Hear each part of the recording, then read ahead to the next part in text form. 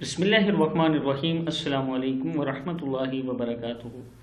आबिद राजी चैनल की तरफ से आज मैं अपने दोस्तों को बहुत ही प्यारा अमल पढ़ना सिखा रहा हूँ।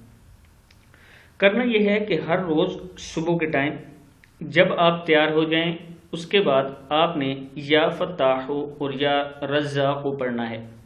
पढ़ना कैसे है मैं अपने दोस्तों को बताता हूँ। उससे पहले जो नए लोग आए हैं मेरे चैनल पर, उनसे गुजारिश करूँगा कि चैनल को सब्सक्राइब करें, और पुराने दोस्तों से गुजारिश करूँगा कि आप ज़रूर वीडियो को लाइक किया करें, कमेंट किया करें और शेयर किया करें। बेल आइकन पर क्लिक किया करें ताकि डेली वीडियो आप लोगों तक पहुँच सके।